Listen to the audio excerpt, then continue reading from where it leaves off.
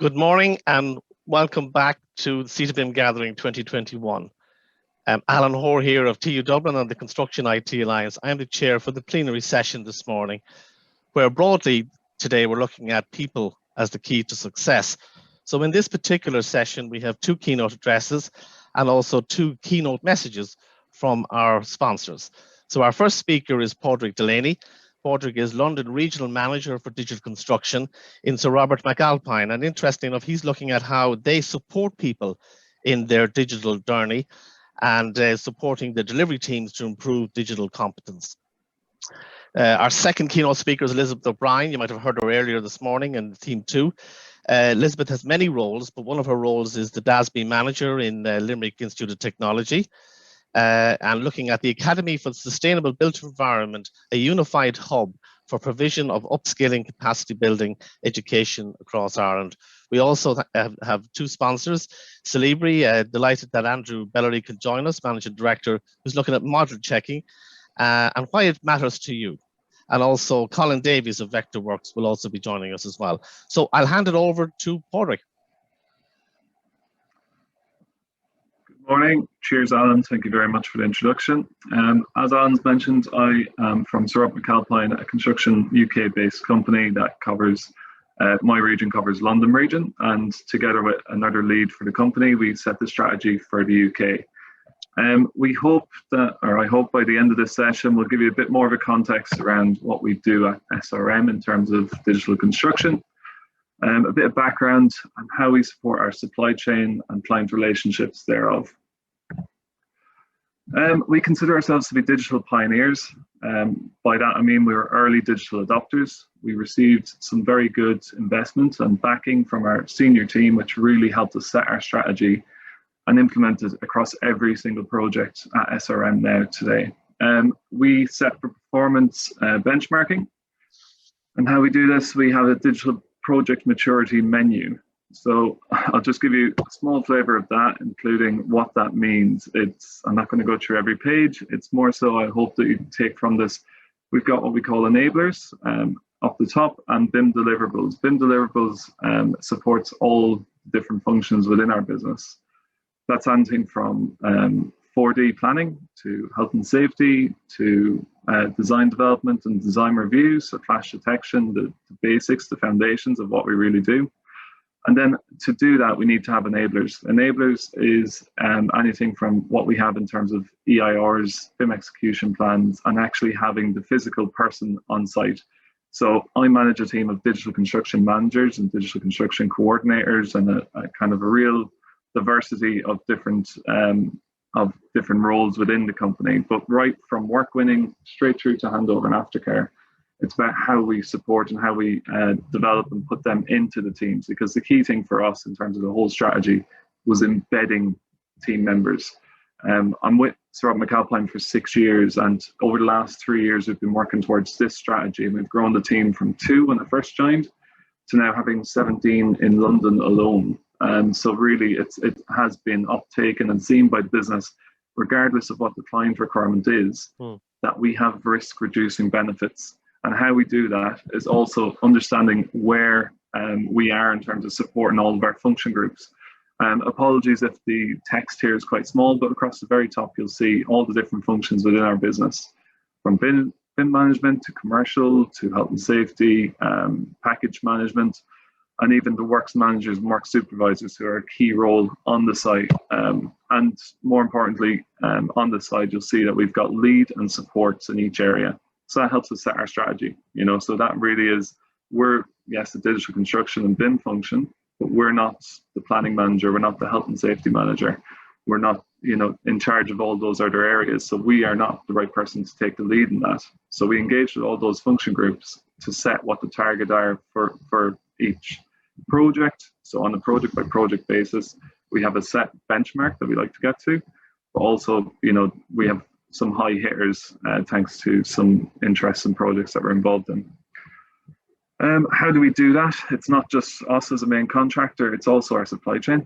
So our supply chain is key in terms of delivery. So we expect a lot from them at the moment in terms of there's increasing pressures on our supply chain. We're wanting to build smarter, more efficiently, faster, cheaper, and get a lot more out of a building.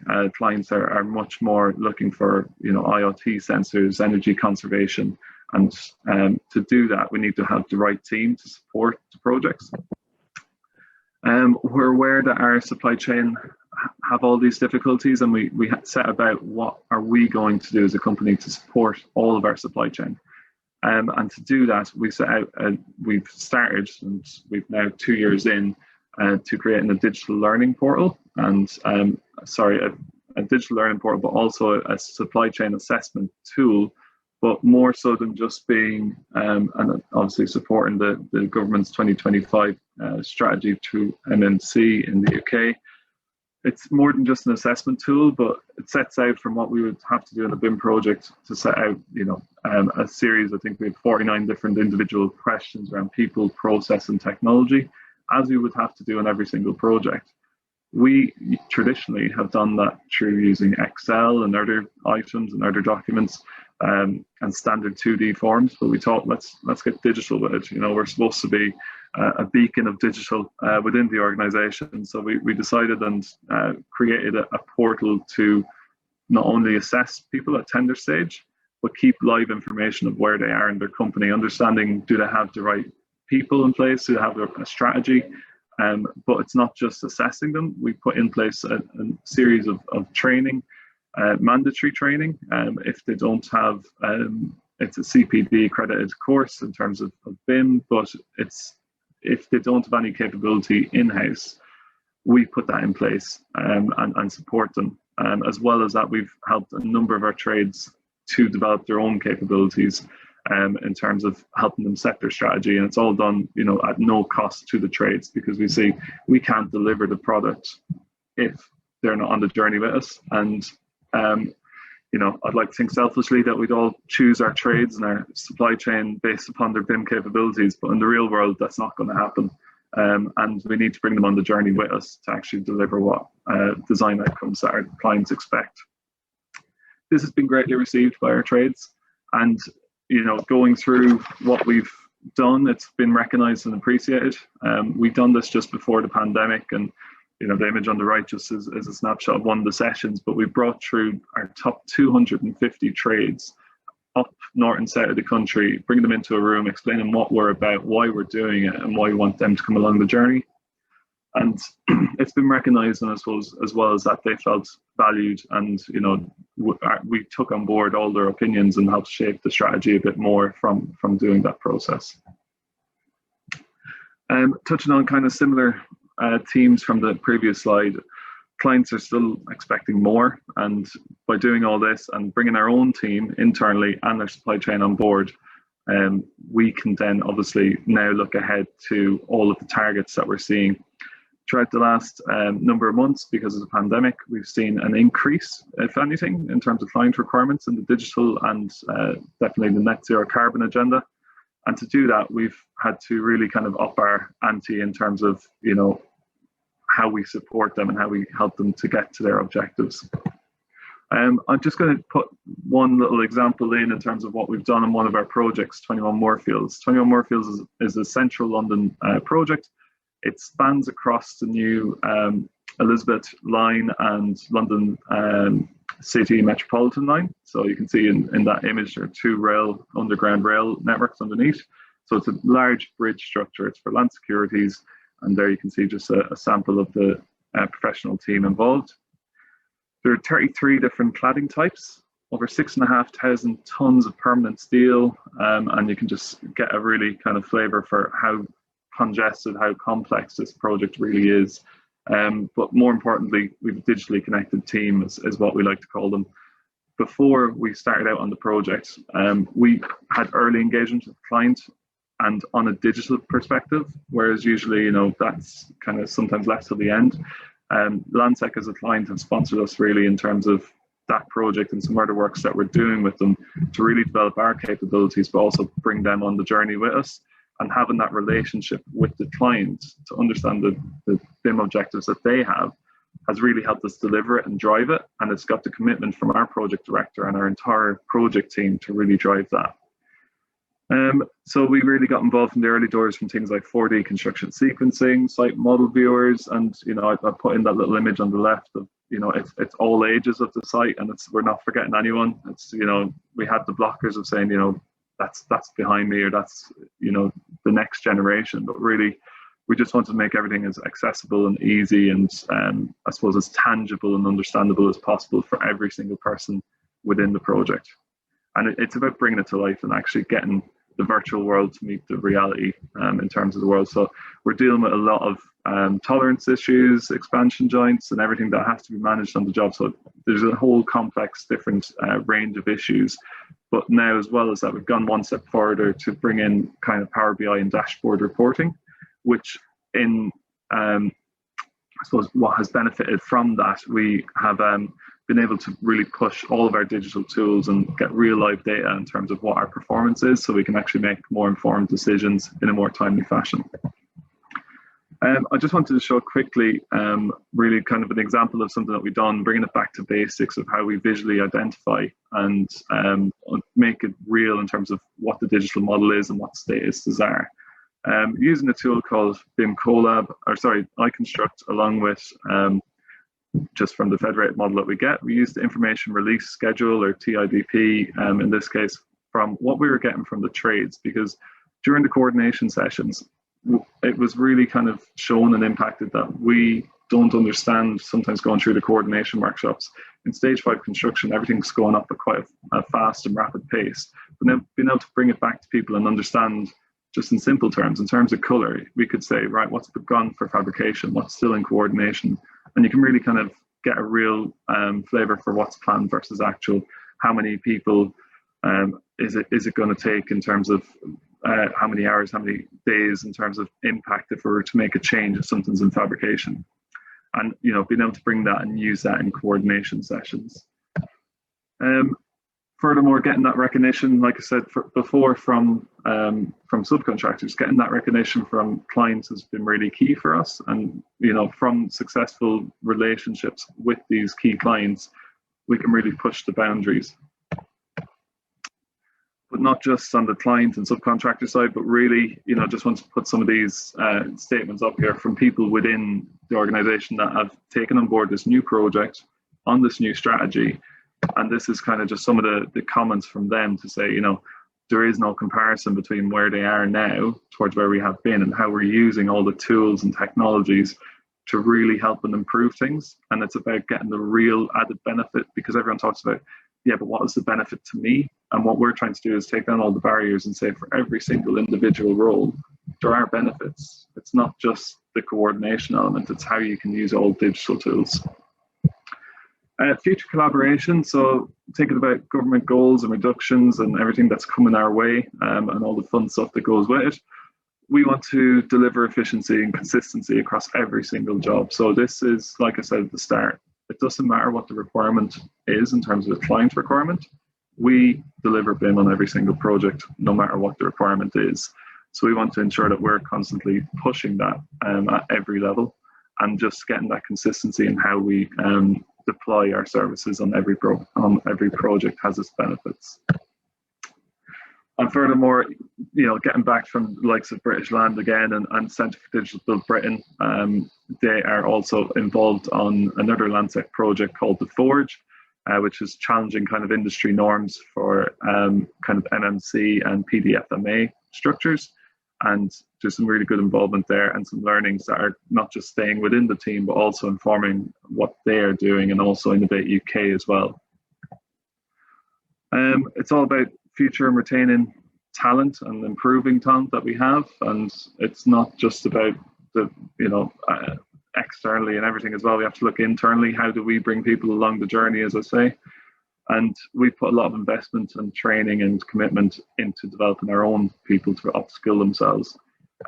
We try to make everything accessible through, within our homepage, just having our own content, creating our own bits of training content, and making it all accessible. So we created a digital learning portal, similar to like what you saw for the subcontractors, but also for people to understand where their competence is internally. So we've got a whole host of different training material. On the left, you'll see it's broken down again by every function within the business. Everyone should fall within one of those categories. And then, you can filter out and see what's appropriate for you and what's the minimum standard. Everyone wants to, the world is talking about competence at the moment, and really, where are we going to bring that to? So, here's just a sample of it. You can search for different tools and different things that we use, but we also developed all of the videos, the short training sessions, all in-house. So what has this enabled us to do? I suppose it's enabled us to build stronger digital foundations. We're lucky that we got all this investment pre-pandemic, to be honest. If we hadn't, it might have been a bit more difficult to, float this when everyone's dealing with a post-COVID world and everyone's playing catch up to the years and the shortages of everything at the moment. But we're constantly going to be forced to build smarter. So we're continuing to develop innovative services, intelligent reporting, and pushing a collaborative culture. That's the real kind of thing, is really getting that on side. And what we did with getting our board members to back it, to put it on the business strategy, to get our CEO's involvement, to get the SRM family on board, to actually really understand it. And we took them around, constant visits and understanding and roadshows to bring everyone up to speed with all the good stuff that is going on across the business. And that really just helps us virtually construct our projects, ahead of time. And I suppose it's also just making sure that, the virtual world is matching the physical reality. But, we have delivered successful outcomes from that. And really the key to that was bringing everyone on the journey with us. The government mandate was in 2016 for BIM Level 2 projects. I saw 19650 now, but that has so much more changed from private sector being a requirement to now it's public sector to now private sector clients start driving it. So it's come full circle.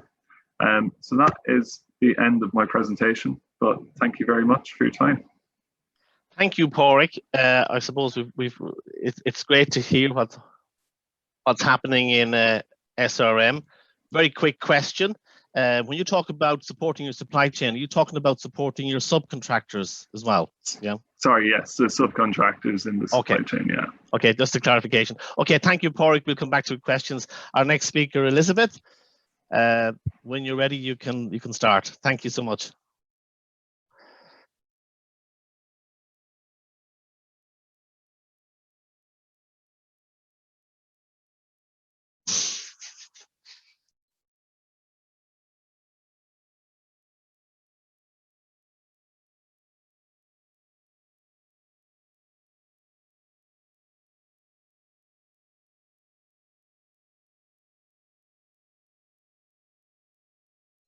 Yeah, that's fine. So, Padraig, you talk about supporting your supply chain and the trades. When you talk about trades, do you mean subcontractors, or are you talking about your own trades?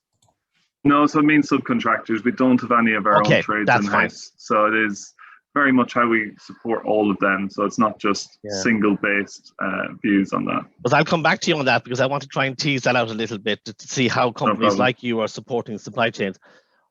Okay, so Elisabeth, I think we're good to go. Okay, sorry about that delay there. That's fine. Well covered there, Alan, with another question. First of all, Padraig, I'm really interested in that talk. It's really comprehensive, and certainly interested in your digital e-learning platform there, because what I'm talking today is a platform called DASBE, which is a Digital Academy for Sustainable Built Environment. And the idea is to deliver green energy and digital skills for Ireland.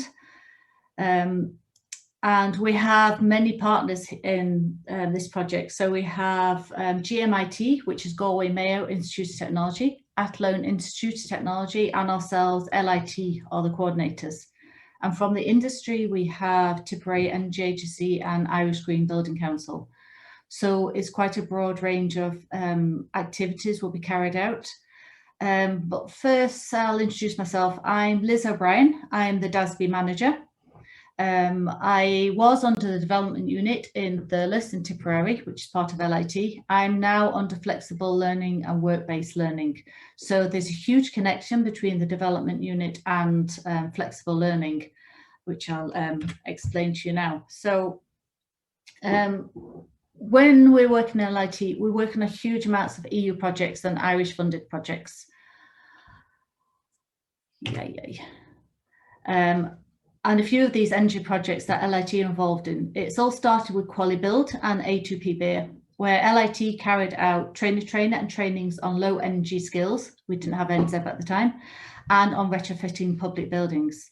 So LIT prepared business plans as well in trainer and developed NZEB training centres. So FACT HP and HP for All, as you can see in the names, are all about heat pump design and installations, while Sutra Homes 2030 are involved in deep retrofitting of homes. So it covers the whole area. And the latest ones that we've been developing are BIMSEED, where we use a lot of micro-learnings, Construction Blueprint, which is the European strategy for construction industry, and GUP, which is green procurement. So all these are sort of new programs we've developed, and BuzzLeague will also feed into DASBE. So I suppose we all know the scale of the challenge as well, which is why we started with a lot of these EU projects and developed a lot of training programs. Rapid changes across the sector due to planning and building regulations, climate action, digitalisation, we all know about these, and also the fast modernisation of the construction industry.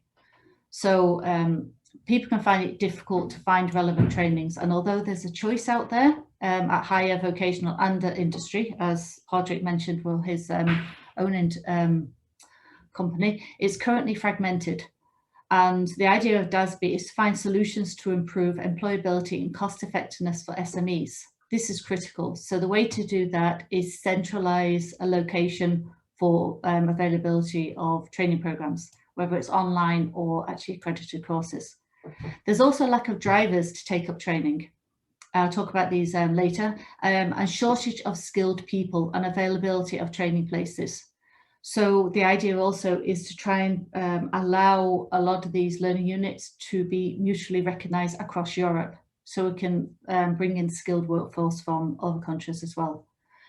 Innovation and evolution of higher education. There's major changes at the moment to higher education, and DASBE will be following and adapting these as well. But most importantly, the image of the construction sector is widely perceived as low-tech trade.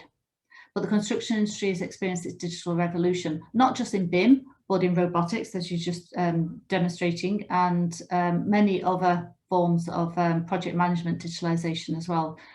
So there's an intensification of digital support in all stages of building design and construction, and at maintenance levels.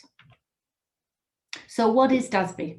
It's a hub for the provision of upskilling, capacity building, and education in the building sector on green construction, circular economy, energy efficiency, and digital skills. As priority, we'll address low energy buildings, or NZEB, to virtual reality living labs. We have rapid design, development, and deployment of programs. Online, virtual, blended, and face-to-face approaches will be used for delivery of the training programs. And the digital platform will enable access to micro-credentials through to major awards, minor awards, special purpose awards. And we're connecting R&D with education and training, and connecting industry demand with local provision. And this local provision is quite an important aspect as well. So as you see, DASBE seeks to create a national digital academy that enables construction industry, SMEs, manufacturers and workers to upskill and gain new knowledge in a cost-effective, work-centric learning environment. Bit of a mouthful, but that's the phrase we use. So objectives to this is to host online and blended learning programs in relevant fields. This will grow to over 40 programs, engaging a minimum of 2,000 learners by 2025. This is solely through the DASBE project.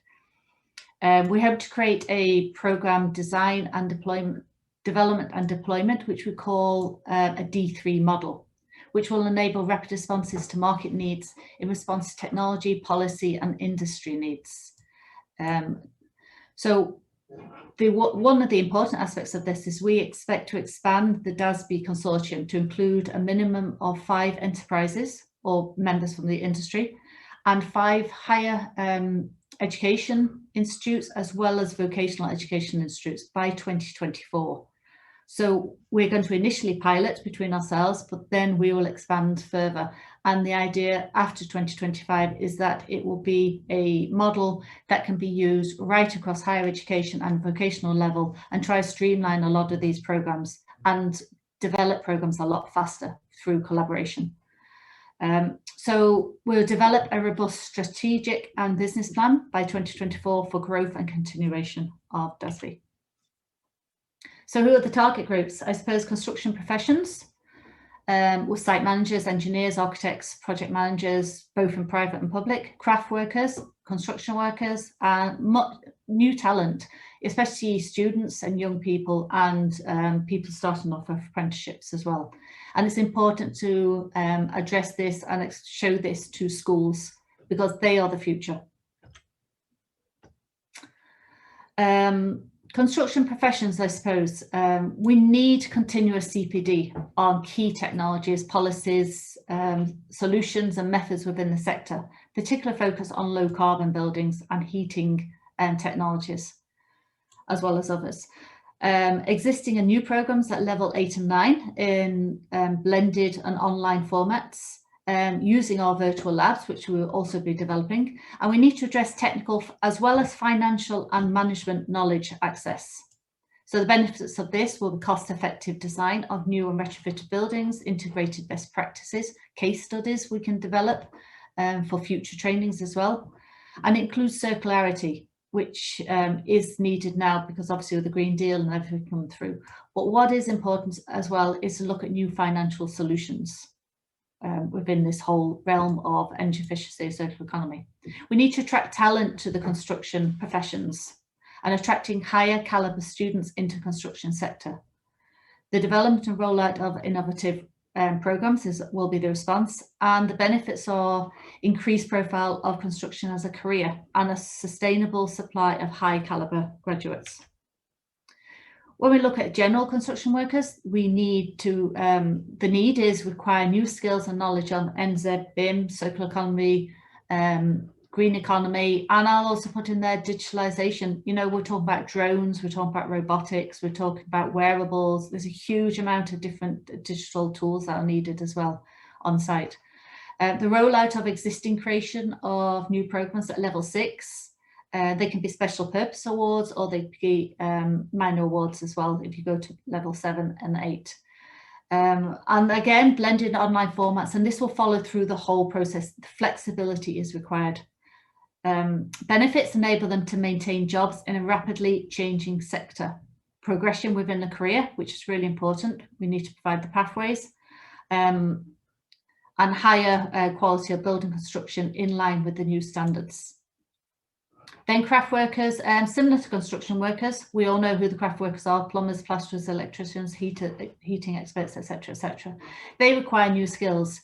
They have gone through the apprenticeships before NZEB came on board, before circular economy came on board, before even digitalization came on board.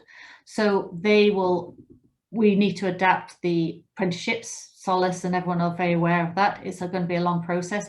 In the meantime, we are filling the gap with special purpose awards and micro learnings for them.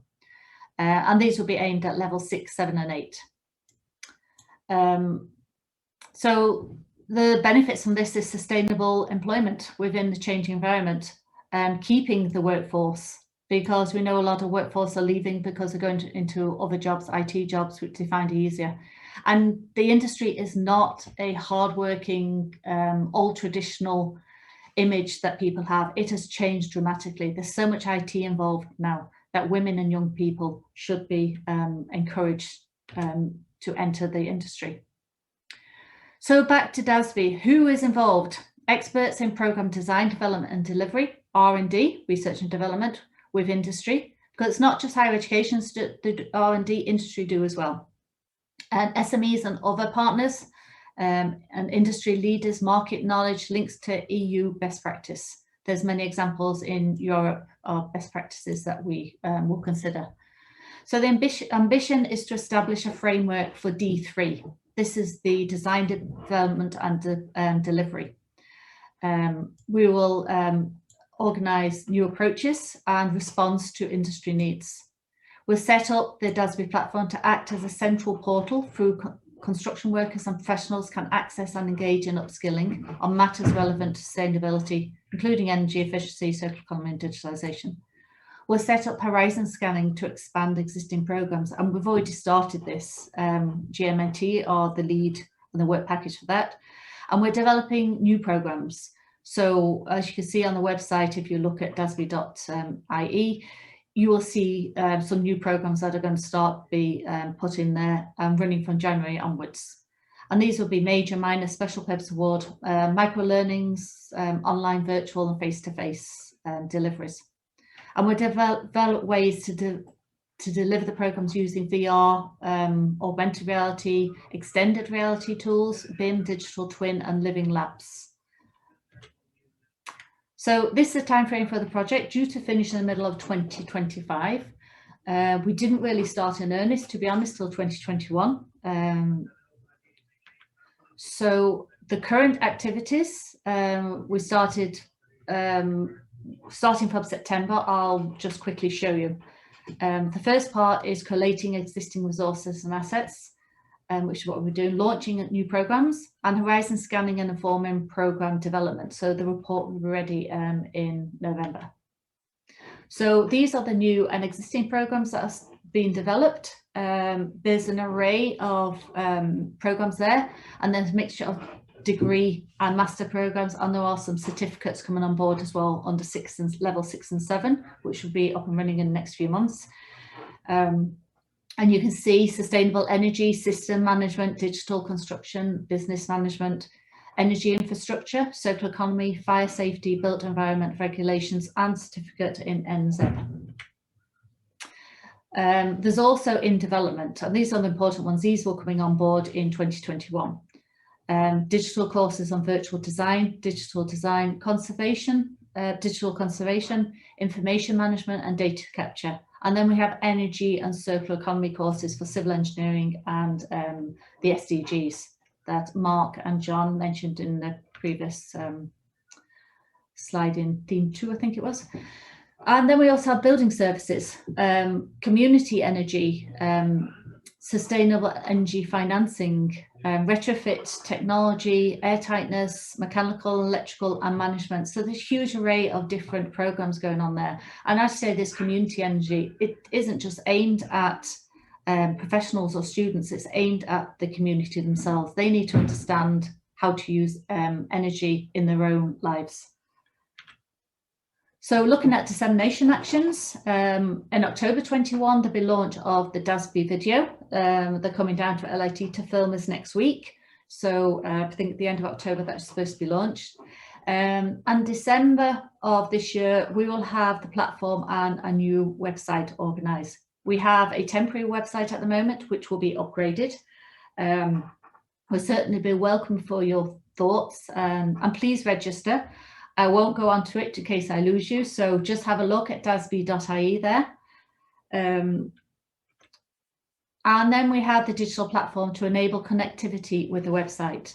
So this is the priority at the moment, is getting this up and running. And this will enable collaboration with program development, connect directly with BuzzLeague Build Up Skills Advisor app.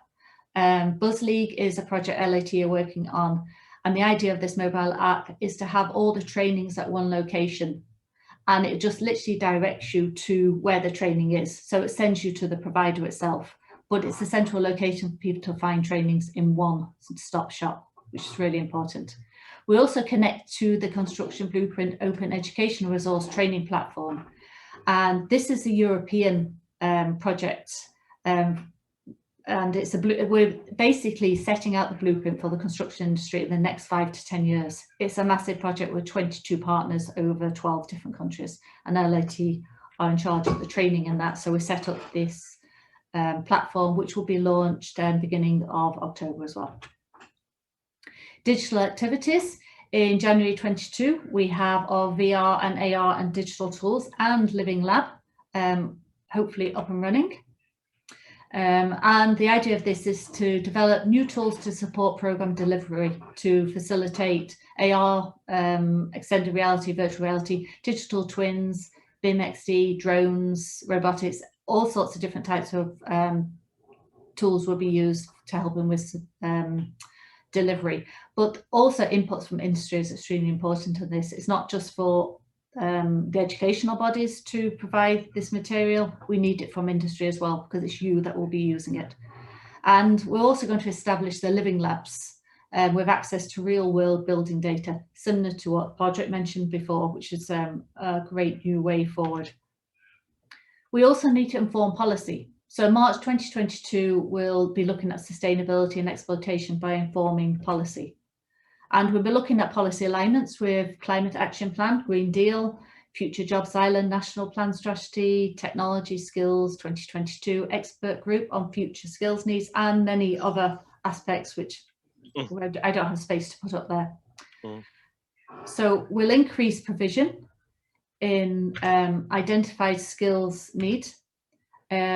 Mainly BIM and circular economy have been highlighted in the roadmap to digital transition for islands construction industry. We'll look at future-proof graduates with industry relevant skills for emerging technologies. We'll identify specific skills needs for construction sector now and in the future. The need for creation of more efficient, low carbon and collaborative construction sector is definitely needed. We'll ensure that there's greater focus across the whole spectrum of higher education courses and promote and embed transversal skills. So particular focus will be placed on general transversal skills, leadership, communication, critical thinking, decision-making, teamwork, active listening, planning. See, it's not just about learning technology skills, it's learning soft communication skills, extremely important in any business. So we also need to incentivize continued reform and innovation in higher education provision and vocational level. And we also need to look at best practice. So international best practice examples, R&D examples, and industry connections will be used there. So conclusion-wise, DASBE will be a key tool in enabling sector transform and respond to market needs. It'll enable access and information on upskilling opportunities. Industry engagement is a key, and seeking to create synergies rather than compete. That's also extremely important. This is what we're doing at the moment. It needs to change right across the board. So there's your QR code. If you want to scan that, you can get access to DASBE straight away, or just go to dasbe.ie. And thank you for listening. Thank you very much, Liz. You just finished on a very poignant note there. You used the word compete, and I suppose as one of the founders of the Construction IT Alliance, I'd say let's work together. We've also got Build Digital coming on board later this year.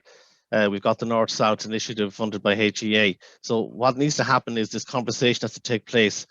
Claire Penny said it on day one. We need to work together. So for the common good of the sector. Really interesting event. Presentation. I'm sure there's a number of questions for you. I have one or two later on. So thank you very much, Liz. And good morning, Andrew. And thank you for joining us. So Andrew's going to talk about model checking. Should it matter to you? Thank you, Andrew. Thanks, Alan.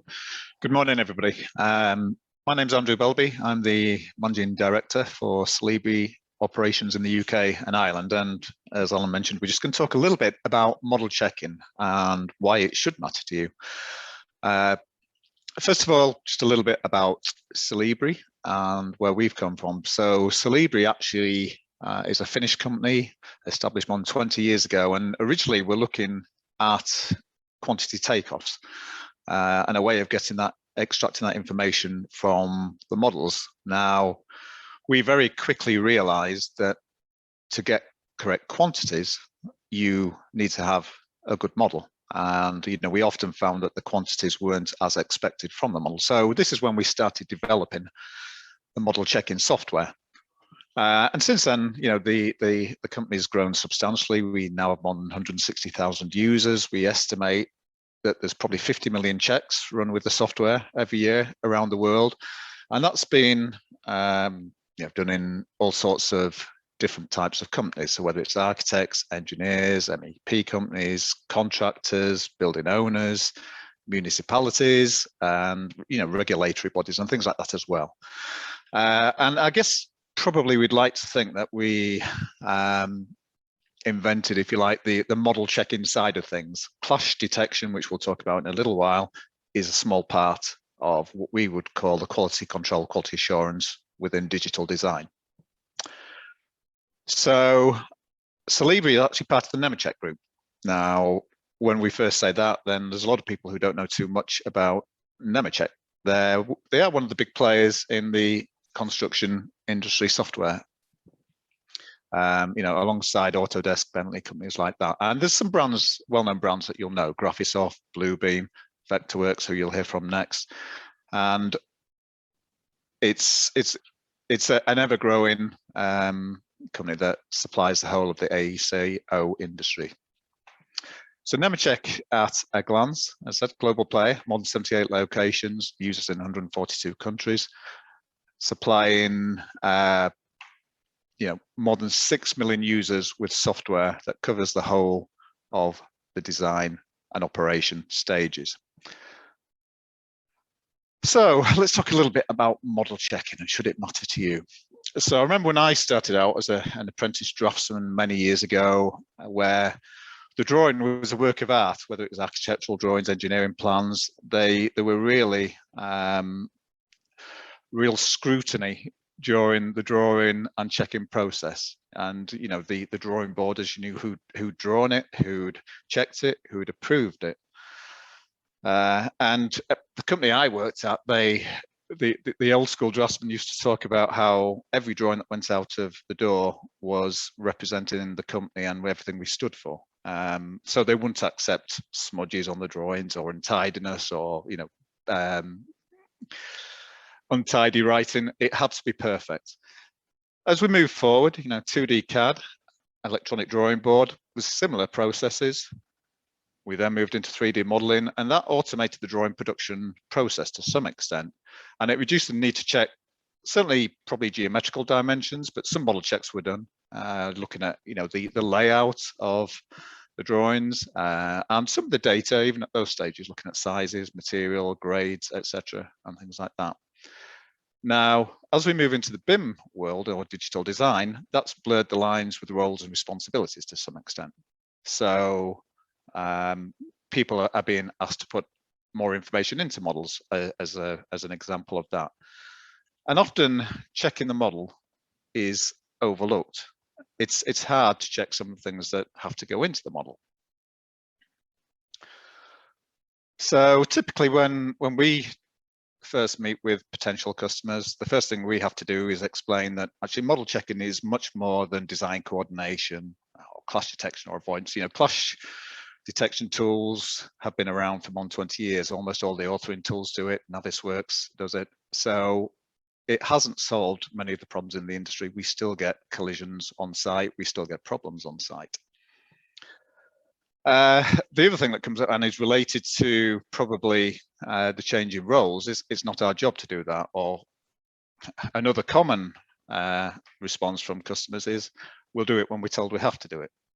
Now, the BIM mandate, all those years ago now, certainly helped with pushing that agenda along, and the recent information mandate that has come will probably push that a little bit more. But certainly there's, the trailing edge of the industry has a lot of catching up to do in terms of, well, how do you actually check your models? And the other thing is, you should have pride in your work. Everything that goes out the door it's a reflection on yourself as well as the company. We see some fantastic models. The visuals are amazing at times, but they typically mask a lot of errors within the models. So I would say that pretty much every model that we see has issues that you can often find with simple checks and automating those checks. And people don't like criticism of the models. If you actually say, well, actually, there's a lot of problems with that model, then they can become very defensive. But when you start to show them that actually by running these simple checks, you can eliminate the errors that go out the door. As an example, one of our customers audited what was supposed to be a final COBE deliverable for the client, and they found more than 2,000 errors in just one deliverable.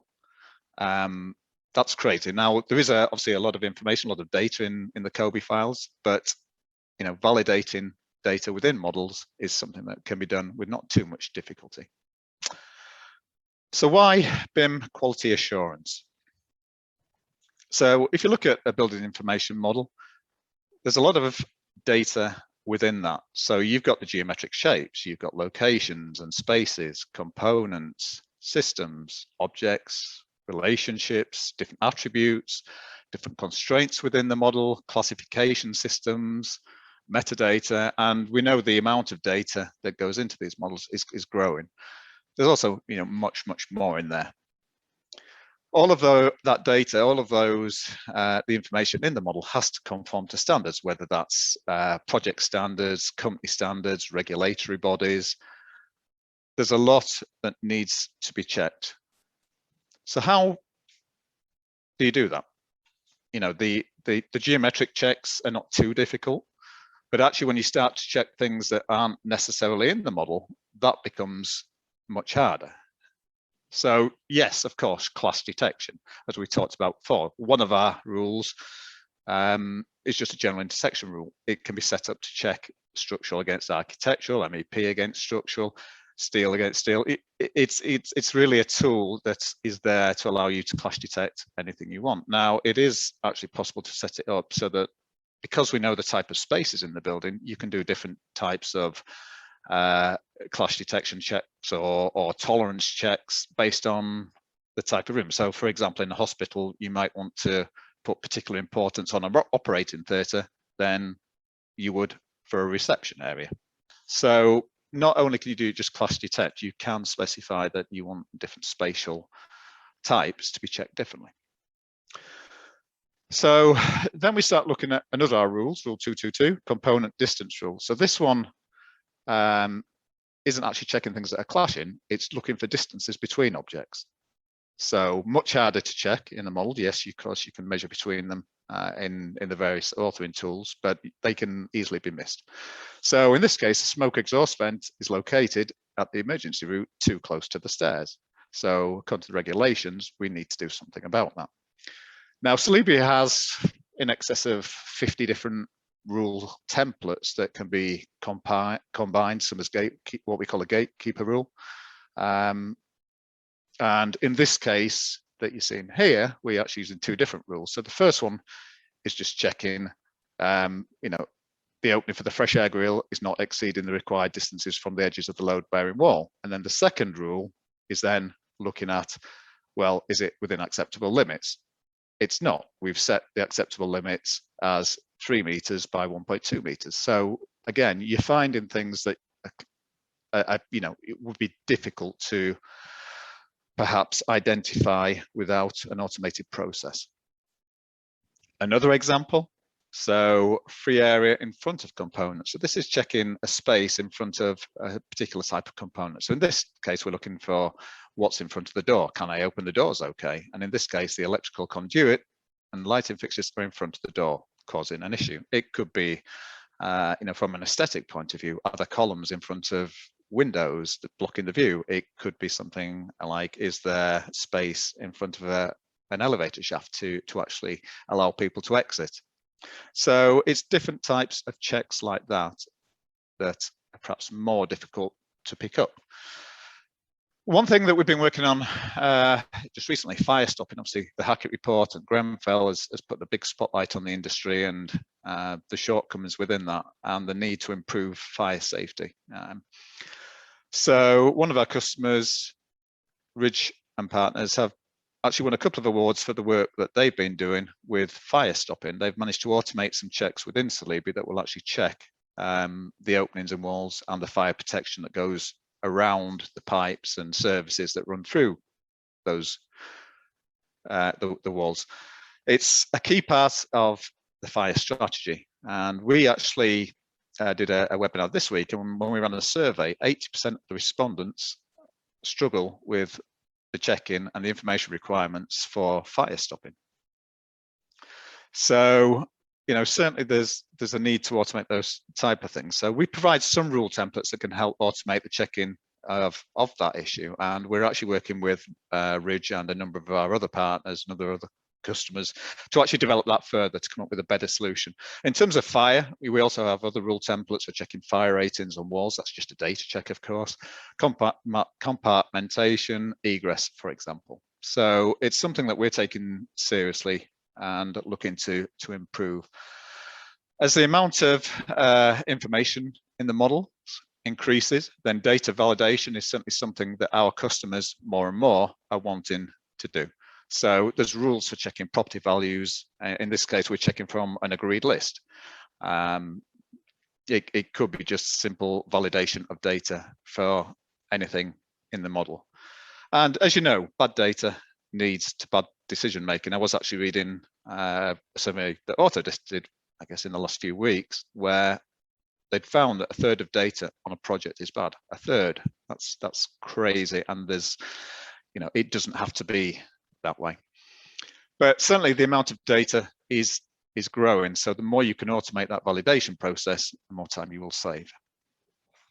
And some of the data that we see, so different classification systems. So Solibri is set up so you can have multiple classifications. It could be Uniclass, it could be MEP systems, it could be different types of spaces.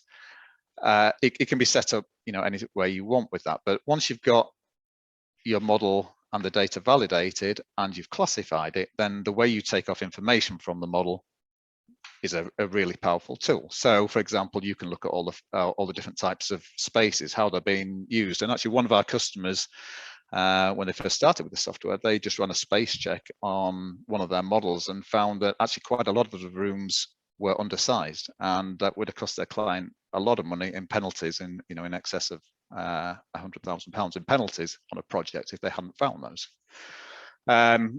And of course, things like concrete volumes, or it could be steel, but you can sort them by grade, by type, and get the accurate quantities out, especially at the moment when material prices are going through the roof. You don't want to be overestimating what you actually need.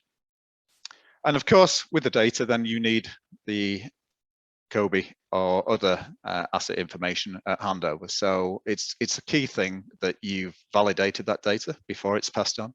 But we also have a visual and bidirectional information link with the model, so you can interrogate the COBie data as well. So just a few success stories. One on Copenhagen Airport.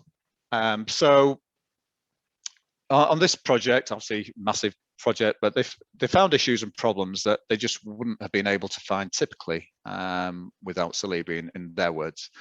So they've been doing the clash prevention and consistency checks, but they're now starting to automate more and more of the quality checks using what they call their asset managers quality assurance standards. So they're building their own standards into the rules and then using them to check their models. They've saved on this project more than €400,000 by finding issues that they identified they wouldn't have recognized beforehand.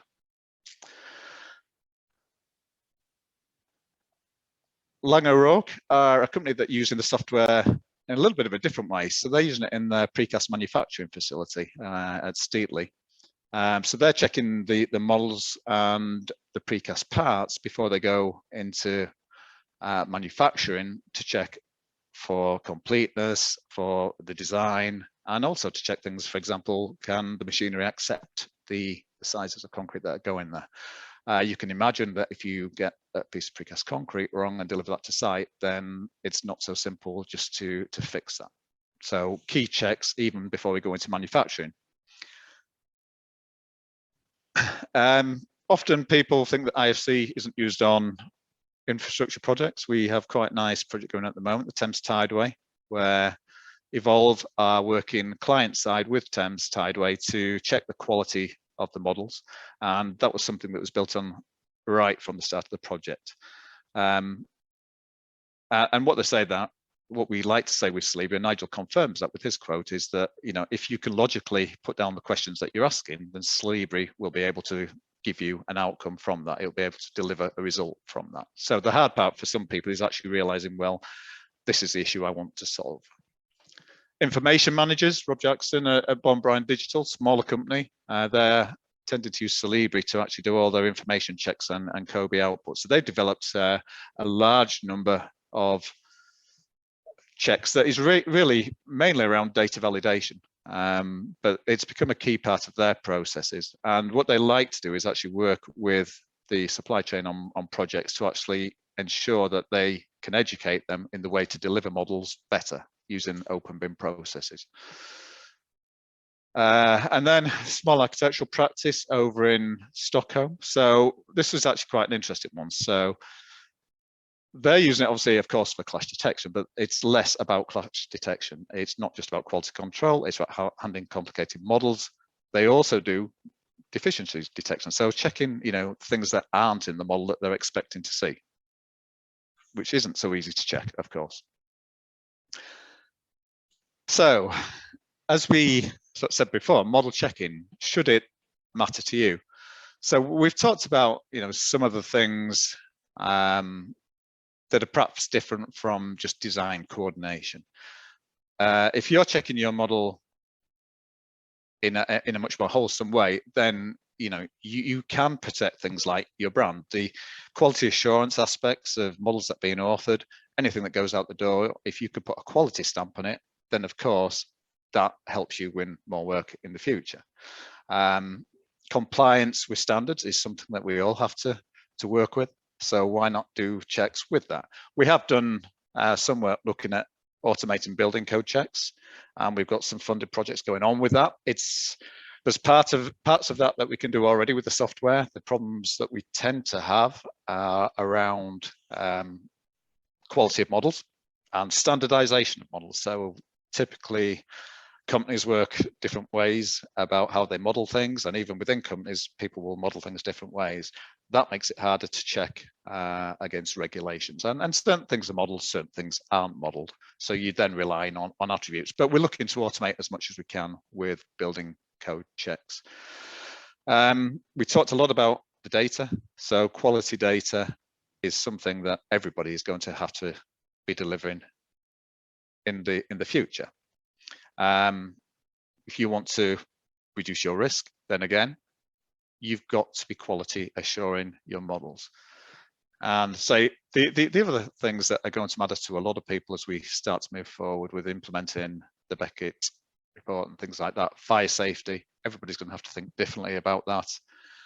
And of course, with the materials, I mentioned before, the cost of those going through the roof, you can't afford to just have extra materials on site just in case you need it at the moment. That affects your bottom line. So accurate quantities only come from good quality models that have been checked and been validated. And at the end of the day, if you look at most companies, they often have in their strategic objectives, 0 waste, 0 accidents, 0 errors. So why not automate the checks that you can do to eliminate those from your projects? Thank you. Thanks, Andrew. A few comments coming in there about the need for automation. Very impressive numbers of users of your software. And I suspect, like Alan Waha was saying yesterday, we're moving towards rules, constraint specifications, and that the new rules that will be set will be at the heart of digitalization. So perhaps there's going to be an extension to the, to the service that your company CitA currently uses. So Andrew, we'll come back to you with some questions. Is that okay? Thank you so much for your time. And is it morning? Good morning, Colin. Still morning, I think. It is. I'm just checking my time. It is. It's only 10:30. It feels later. Good to see you. You can start when you want. Thank you. Great. Good morning, everybody. My name's Colin Davis. I'm director at Studio Partington Architects, and I've been invited today to talk to you by Vectorworks, and they've asked me to talk about how we use Vectorworks, what we think is good about it, and some of the processes we use to get the most out of the software, which we've broken down into 3 subjects really: workflows, validation, which, you know, I'll try not to repeat too much of what Andrew's just talked about, but that's a really good feed into my presentation, and then a bit on sustainability as well. But first, just a bit of background and context. So we're an architects practice based in London of around 20 people, and been in practice since 1998. And we deliver a wide range of projects at different scales, from small sort of retrofit projects through to large mixed use schemes and master plans, and also for a range of clients, from private clients, public clients, charities, local authorities, etc. And really, we like to take projects from, you know, their complete life cycle, really. So from stage 0 through to post completion. Really strongly believe in post completion testing to really deep dive into our projects and make sure they're doing the things that we intended them to do. We've been using Vectorworks for years, really, since the start of the practice. But about 4 years ago, we started a journey to move from using the software as a really simple sort of 2D drafting tool, which it was excellent at and produced beautiful drawings in the way that Andrew mentioned, you know, from an old-fashioned sort of background of working on drawing boards where there was a real craft, you know, element to producing beautiful drawings. And we're now at a point where all of our projects, regardless of scale or type, tend to be modeled in 3D. There's just a selection of projects that I would have said were on the drawing board, but they're not on the drawing board. But these are just a sample of some of the projects we're working on at the moment. So things bottom right, a small residential extension, master plan on the left, through to two projects at the top there that are on site at the moment. And we're delivering about £85 million worth of new homes in London at the moment. So workflows, what do I mean? Well, what I really like to talk through is the systems and procedures that we've put in place to ensure that we have consistency and efficiency in the way that we're using the software, and therefore consistent outputs from it. And I've split it down into internal and external workflows.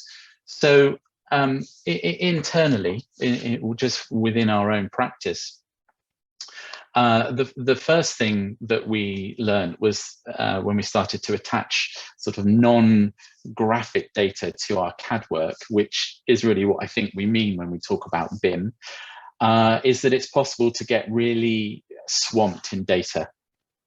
And this can be inefficient, waste time and money, and at worst just lead to mistakes. So what we've realized is that we need to establish really early on what our models are going to deliver. So bottom of the screen there, you can just see that's just a screenshot of one of our typical Vectorworks models, but we want to define what we are outputting from it. And that would typically be plans, sections, elevations, general arrangement information. That would also be schedules, accommodation schedules, door schedules, window schedules, information that's feeding into more technical packages for construction stage projects. So you're seeing here a set of fire plans that are extracting data about fire resistance, protected corridors, escape routes from spaces. Similarly, construction information. So this is a wall types drawing that's just identifying all different construction types within a building. Similarly on ceiling plans, but we also might want some more graphic kind of outputs. So here's a set of more illustrative planning drawings, massing diagrams, and CGIs. So really, the message is, before we can understand what needs to go into the model, we really need to understand what we want to output from it, because there is the possibility to put in endless amounts of data. So try and think about that at very early stages and control the level of data that you're actually going to put into your model. And that brings us on to, we have a bit of an office mantra, really, that we actually think BIM means build it minimally when it comes to making our models. So only put in the smallest amount of information that you really need.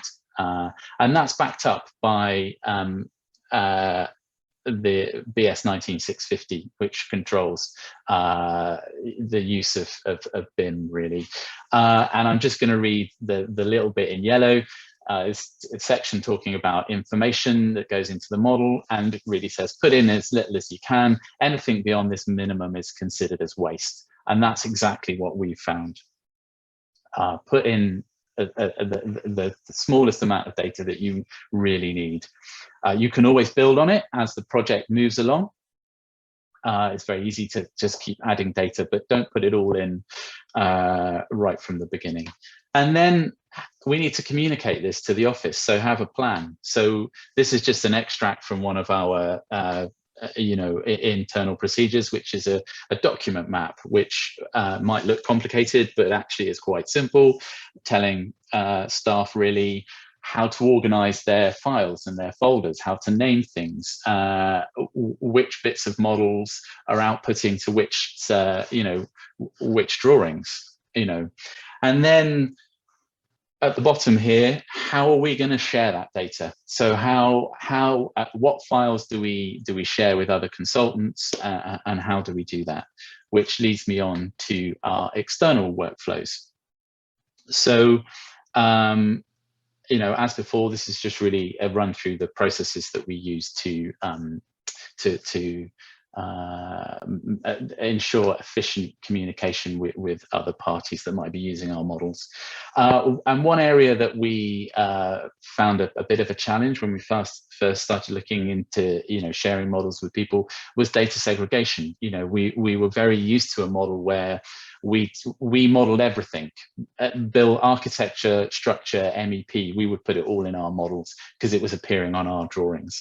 But when you get into a shared model where there may be a single model file federated by someone else, and architecture is feeding into it, structures feeding into it, MEP is feeding into it, we can't do that anymore. So that structural model is now produced by somebody else.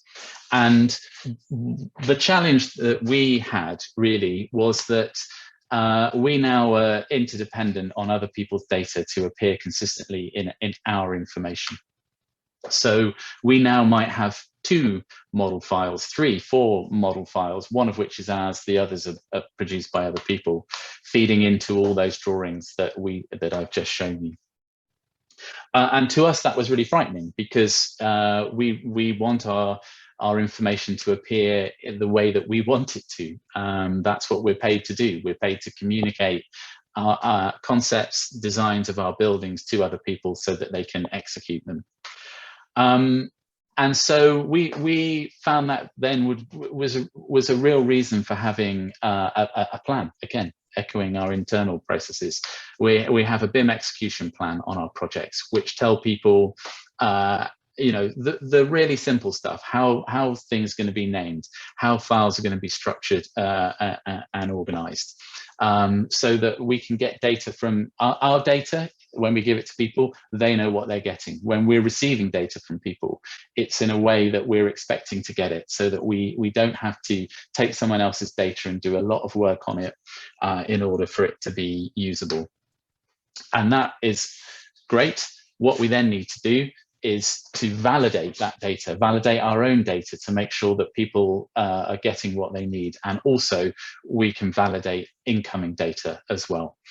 And so I can skip through this quite quickly. Validation, what is it? I think Andrew did a great presentation on that. It's very sophisticated coordination. And why is it needed? Well, for the reasons I've just explained, really. We need data to be consistent and correct, because we're using it now to make a lot of decisions about buildings. And that's really, really important. We're under a lot of pressure to deliver efficient buildings that are efficient with resources as well as money. And we've moved from a system of what you see is what you get drawings, where you could sit down with a set of drawings to produce a building and review every single one. Now that's impossible. There's just too much data. And so that's where Celibri comes in, and we use Celibri for our all of our validation, really.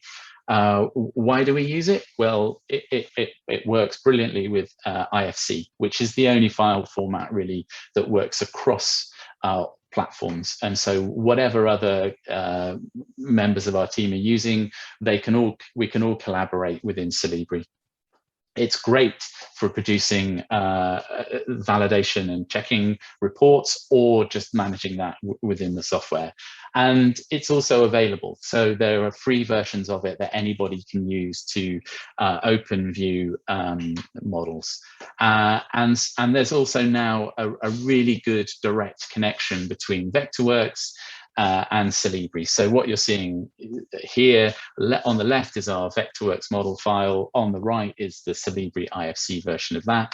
And we select an object, in this case, a window in the Vectorworks model. It selects it in the Celibri file. So we can have those two things open simultaneously, and we can run a validation check in Celibri. Gives us a set of results. We can adapt our Vectorworks model to repair, change objects that are being flagged up as inconsistent or errors within the Celibri file. We can edit those in Vectorworks, and it updates those in real time. So that's great. It really simplifies our workflows. And finally, just a bit on sustainability. Now, I think this is an area where it really highlights why we need to be controlled with our data, because we're seeing a big shift now. We've done a lot of work in controlling the operational carbon footprints of our buildings. We're now under pressure to control the amount of CO2 that's embedded in the materials that are being used. And so what Vectorworks have developed in the UK recently is the Vectorworks Embodied Carbon Calculator. And that is a tool that we can use. So here's a feasibility model of one of our projects in the office. So we build a very simple model by allocating materials. So what you're seeing here is this is a wall selected within the model. We can assign materials to all the components of that wall. It will then, the calculator will then produce for us this worksheet, which will give us the quantities of every single material that we've allocated in the building. So bricks, insulation, mortar, concrete, specifically concrete, probably that's the big one. Tell us how the weight of that, apply an embodied carbon factor to that, and then give us the embodied carbon within each of those materials. It will also then do the next stage. How do those materials get to site? So it gives us distances that it's traveled, and then an embodied carbon associated with the transportation of materials to site. So we can produce studies like this. So when we're assessing the feasibility of a project, carbon can be right there among all the other decisions that we're making. And so from this, you can see that this building at its feasibility stage, we know that it's taking almost 1.5 million tons of carbon to deliver. And if we benchmark that, that's 511 kilograms of carbon per meter squared. And so just for some context, we have in our reports here, these are the targets that the ROBA have set in order to combat the climate emergency. And you'll see we're reporting 511. Now that looks pretty good at first glance, because, you know, we need to get to 625 by 2030. Now, the 511 is only the carbon taken to build the building. You'll see the ROBA figures are A to C. So those stages B to C need to also take in the operation of the building and then the disposal of the building as well. So, you know, there's a lot of work to do to get to that, but these are the kind of tools that we need in order to do that. And that, very quickly, I think, is done.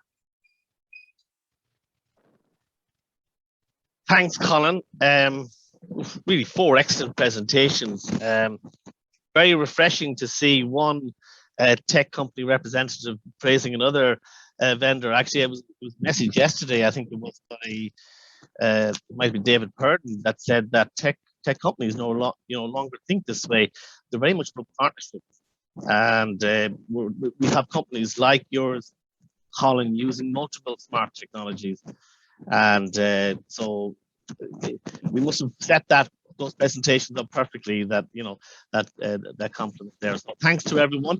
I'm going to ask that question, one question of Padraig, then we have a number of questions coming in, and that was the one I attempted to ask you twice. But if I'm a subcontractor, for example, if I'm a piling contractor, I've got a long established relationship with McAlpine. How do I need to pre-qualify to work with you guys? Do I need to have a certain level of digital capability? How do we work with you seamlessly? Yeah, something I forgot to mention as well as part of the presentation is to do that and to set all that up. We worked with our procurement team, so all of our procurement and digital construction function, two of us teamed up to set this up, and it is a requirement to work with McAlpine. You must be on board with this. So it has come from the top, but also, a lot of people would surprise you by how far advanced sometimes a lot of them are in-house. But yeah, we do work with them. There is, if they have any BSI, ISO accreditation, or from BRE or whoever it is, they automatically qualify and don't have to do a fundamental training. But if they don't automatically qualify, they will have to do a compulsory training within their organisation. But it is. You're not retransferring PDF drawings, you're sending them the model information, are you? Exactly. Okay, cool. We transfer as a band, as a name within the company. Okay, thanks very much. So we have a couple of comments coming in there. Elisabeth, for you, are you engaging with other industry partners, CIF, with your DASBE initiative? Yeah, definitely. We've held quite a few conversations with CIF and CP SkillNets, which is their training for the industry section. But we've also worked with other industry companies as well. So it's interesting to hear the three lads today. What they're developing there is something that we'd certainly like to collaborate with you on DASBE to help produce some more accredited programs if possible. We've also held meetings with local authorities because they're quite important to reach their own contractors and energy community groups. But it's also important to outreach with other higher institutes and vocational organisations. So I suppose this has to be done early in the project. We've started to do that already because we certainly need to discuss progression pathways. And Alan, you also mentioned the digital build project, and this, along with other funded projects, I suppose DASBE can help to collaborate and reduce duplication and move forward collectively. Yeah. So, and of course, I would say, wouldn't I? I mean, the CitA SkillNet project, the Irish government have funded that for over 12 years now. It's not new. Exactly. Yeah. So that's it. Yeah. Okay, sorry about that. Is that okay? Yeah. Can you hear me okay? Yeah. Okay, so I have a comment there, Andrew. Celebri is on the right track. It introduces automation checking. Where are we with automated checking? The fact that the machine can check the model and the human can just allow it to work. Yeah. Well, say our customers are already doing that to some extent. Say a lot of it, how much you can automate the checks depends on quite a few things. So quality of the model, standardization. So it's hard for us to, for example, write a rule that works for every company, just purely because companies work different ways. They name things different ways. They model different ways. They're coming from different authoring tools. And IFC will solve some of those problems, but we still get issues with that. So already there's rules that can automate your process. So we talked on the fire design side of things that Ridge and Partners have won a couple of awards for automating the checks for fire stopping, as an example. How much you automate really depends on how much effort you want to put into it and what standardization you have in place within your own company. We do see some companies that the structure side of the business might be working completely differently to the MEP side of the business. And when you bring those models together, it can cause issues even within the same company in terms of having standards there. So for example, some companies for fire ratings might just put 60 for a 60-minute one. Somebody might put 60 FR. Some might write the word 60. And there's all sorts of issues like that. And so, you know, a robust BIM execution plan and information requirements very early on is key for us to be able to automate. Yeah, Andrew, you're a popular guide this morning. There's another question in here. You know, obviously the whole Solibri Nemetschek thing is very much a Nordic thing. And, you know, is your team reaching out to any centers of excellence in other countries, like, for example, in Norway, where, you know, construction and FM sectors are well advanced in whole life cycle carbon assessment? I'm not sure if you can handle that one. Sure. Yeah. I mean, first of all, I better point out that Nemetschek are actually German. They wouldn't like okay, sorry. Nordic, yeah, okay. But yeah, obviously, we're a Finnish company. I was never good at geography. Sorry about that. Yeah. But yeah, to answer your question, actually, you know, the Nordics is one of our strongest regions, and the reasons for that is they adopted IFC very early on and standards. If you've got those two things in place, then, you know, automation is far easier. I think Norway is one of our biggest markets, that was mentioned. So yeah, typically we're dealing through sales partners in those areas, but yes, they're working closely with a lot of the organizations building smart and that out there. And when you talk about sustainability and carbon, then, you know, we have customers that, similar to what Colin's talked about, they're visualizing carbon and cost in the model and doing calculations from the model. But again, once the model's been checked and validated. So there's a lot of smart things going on. And you see a lot of that does come from the Nordics. And so, yes, of course, it's an area we work very closely with. Andrew, or sorry, Colin, thank you, Andrew. I really enjoyed your presentation as well. Can you just clarify, what size is your firm? How large is your practice? We hover around sort of 20 architects. Right. We do also have, or at various times have, environmental analysts and things like that in the practice as well. But we tend to be around that sort of size. Well, just that when you mentioned 85 million pipeline for new homes, that's a big project. I mean, yeah.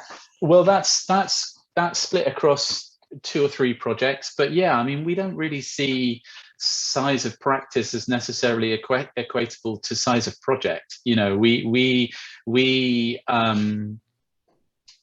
think the skills are the skills. You know, if you can deliver a small project, you can deliver a big project. So yeah, you know, that breaks down, I suppose, you know, average schemes for us at the moment are around the sort of £30 million, you know, construction cost. But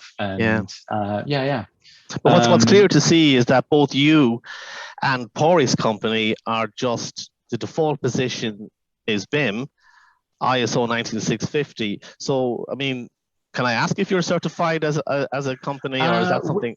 No, we aren't, but that's not because we don't want to be. You know, I'd say that maybe is the difference between, you know, I still think of us as a small business. You know, small businesses. Is it necessary to have? You know, is it necessary to have this certification? I would, again, yes and no. I much prefer principles, you know, than anything else. I really. I probably shouldn't say this. I quite dislike doing things because people tell us we should do, you know, and being told that you should do this thing because there's a policy that says you should do it. Like, I'm, you know, maybe only so interested. I'm really interested in producing efficient, quality buildings that take a responsible approach to the environment, to material use, etc. And that's what the BIM tools enable us to deliver. So we can, as we showed, hopefully, although it was very quick, with the carbon calculator. So being able to, at feasibility stage, so that's the point at which we as architects can have the biggest impact or the biggest influence on the environment, is that point at which we're taking key decisions as to what's this building going to be like, what's its size, what's its mass, what's its, you know, configuration. Now we can now call on the data to understand this building has this much more stuff in it. This is this much more embodied carbon in option A than option B. And we can use that data to inform our design, you know, and we can do it from the earliest stage. And that's why I'm interested in it. Yeah. All of the other stuff, yes, ISO 19650 and doing things in a consistent way is vital, because you've got to share that information with somebody. And so write it down, define it, and get it agreed early. And then, as I say, then too many rules on, complicate things and make it difficult to manage. I mean, what type of contractors are you typically dealing with? I mean, obviously, perhaps companies like Padraig, I'm not sure, large companies, but are you finding that you have a preferred supply chain of contractors that you like to work with, and that you like the way they work?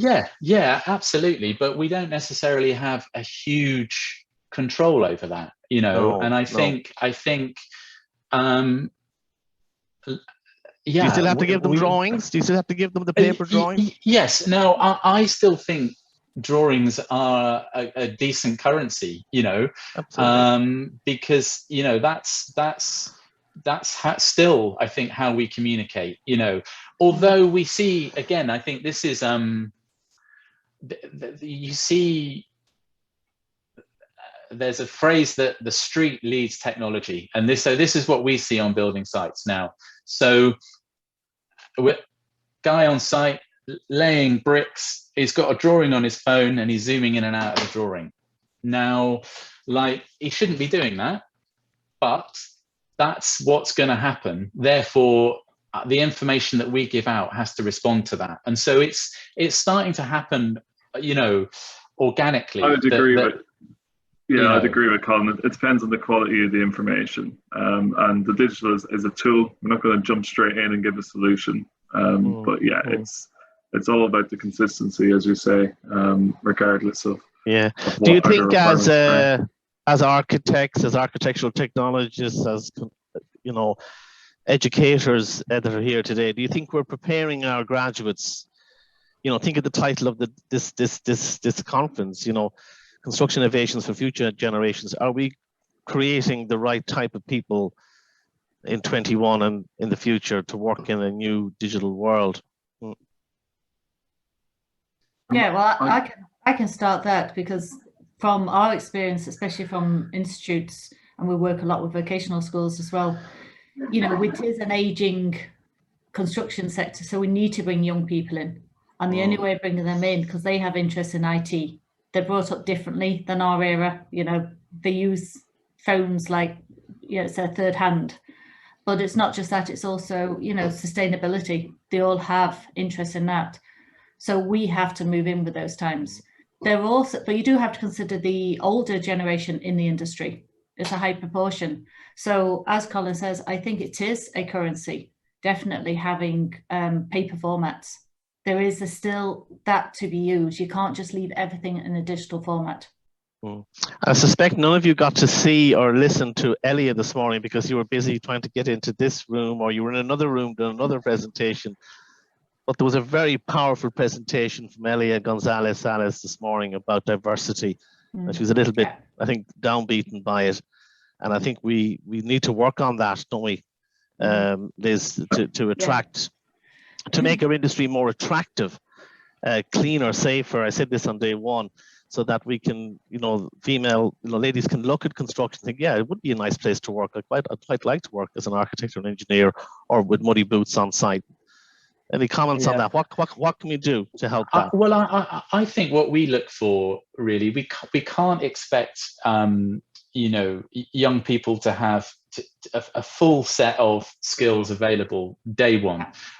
We look for mindset, really, you know, and I think that's vital in my experience in developing the systems and processes that we use. When it works best is when the person's got the mindset to say, I really want to make this work. You know, it's tough. You know, we could stick doing things exactly the same way that we've always done them, or we can look for ways to enhance them and add value to them. And I think that's where we look to that mindset of somebody that's gonna be prepared to kind of, you know, dive into something and really explore what the potential of it is. Yeah, I think there's a future for earn as you learn programs as well, you know, where graduates learn and work at the same time.